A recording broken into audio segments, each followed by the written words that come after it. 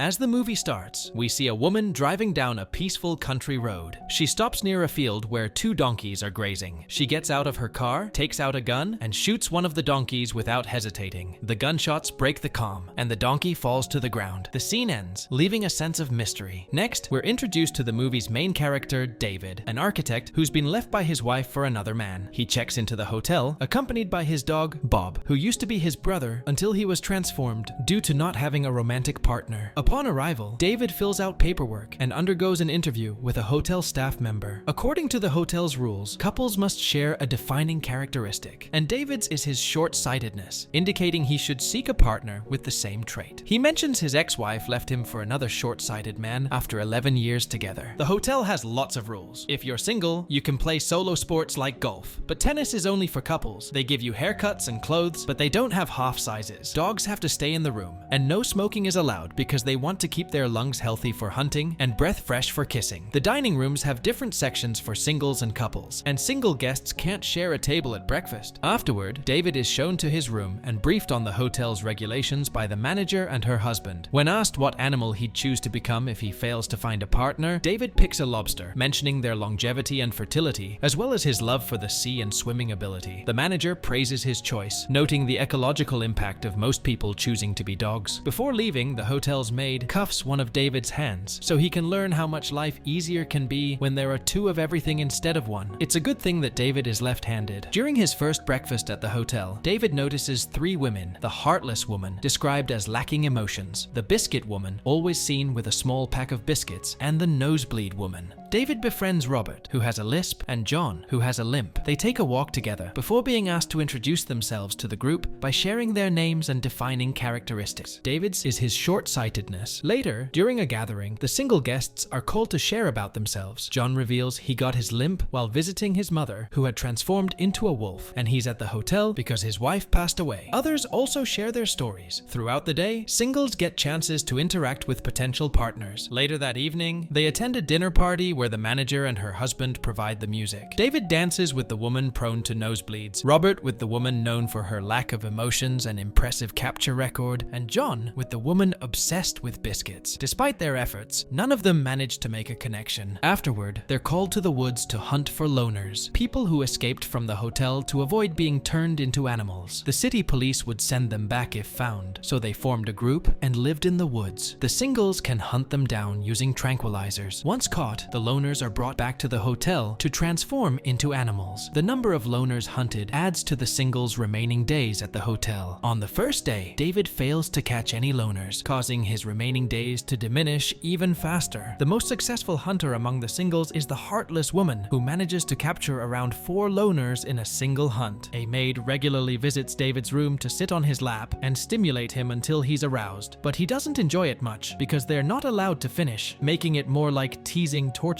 Robert is also bothered by this and masturbates in private. However, when the manager discovers this, she burns his hand with a toaster as punishment. In the next hunt, David sits beside the woman who likes butter biscuits. She talks to him, offers sexual favors, and gives treats to his dog, but he shows no interest even when she mentions her plan to jump out of her room's window if she doesn't find a partner in time. During a swimming lesson, John comes up with a plan. He purposely makes his nose bleed and approaches the nosebleed girl, lying that his nose bleeds all the time to match their shared attribute. Later, David confronts John about his deception, but John argues that being hunted or turned into an animal would be worse. David agrees, and the plan works. John and the nosebleed woman are accepted as a couple and given a double room. With only 7 days left, David chats with the woman with pretty hair, who is on her last day at the hotel. Nosebleed woman, her best friend, visits to bid farewell and reads a heartfelt letter, but pretty hair woman responds by slapping her before choosing to watch a movie for her final activity as a human. Later, David overhears Biscuit Woman's flirtatious messages on the answering machine and learns that the pretty-haired woman has been transformed into a pony. While playing golf, David realizes that pretending to have feelings is more challenging than pretending not to. He also remembers always liking accents and short hair, so he decides to follow John's idea and try to connect with the heartless woman by lying. One afternoon, after Biscuit Woman attempts suicide by jumping out of a window, David takes a risk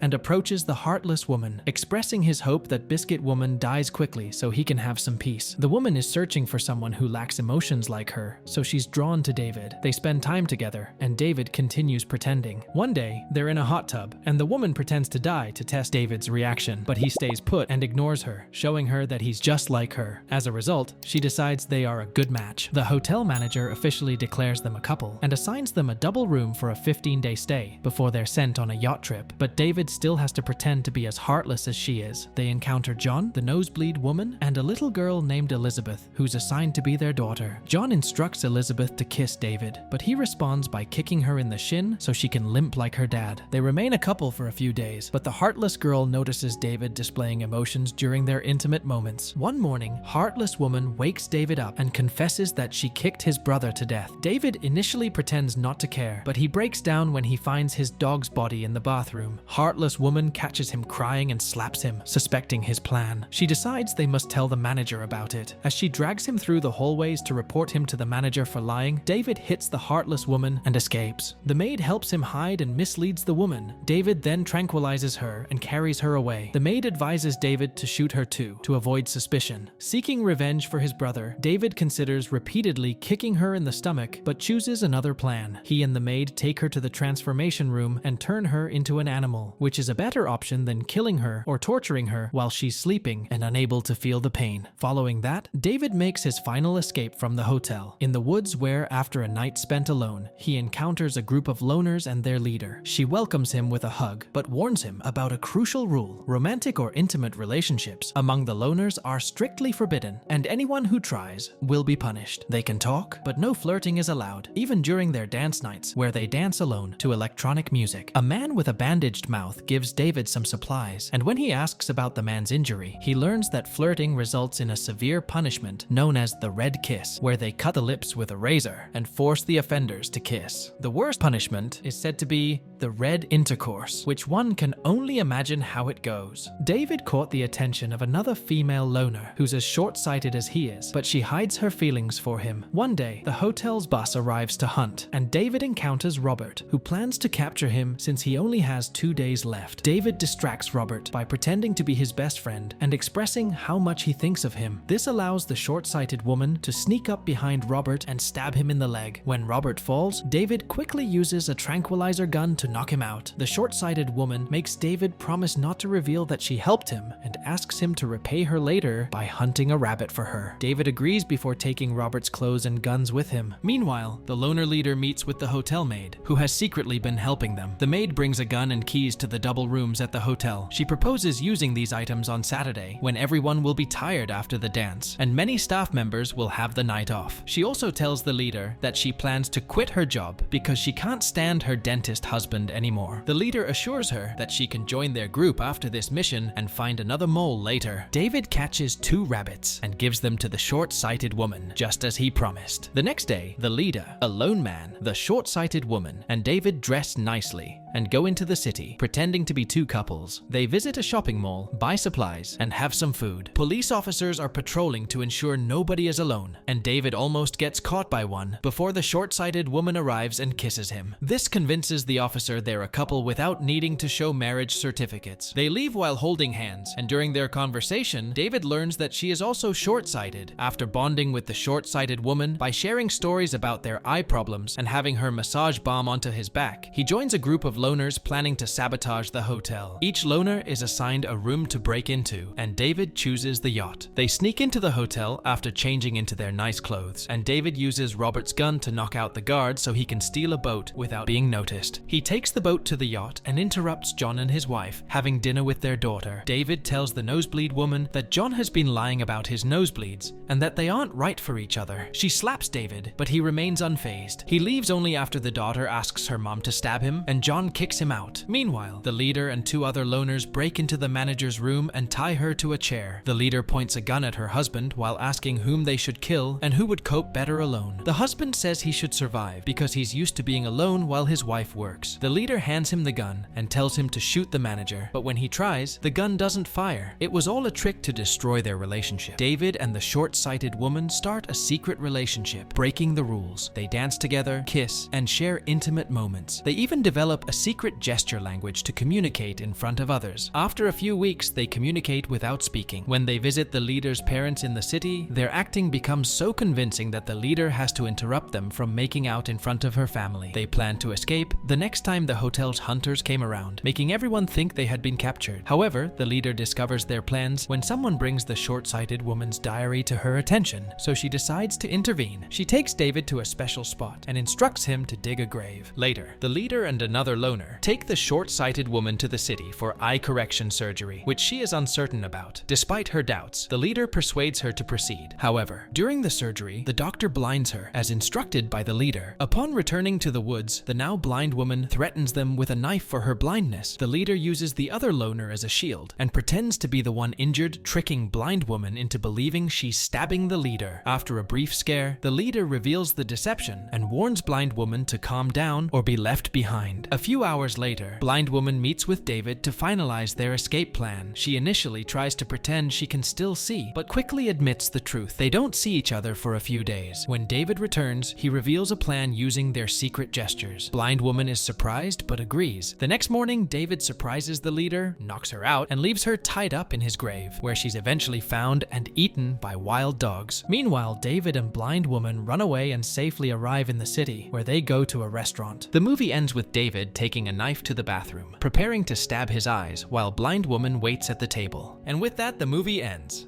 We hope you enjoyed our video. Watch the next recaps on the screen, and don't forget to subscribe for more amazing recaps. See you in the next one.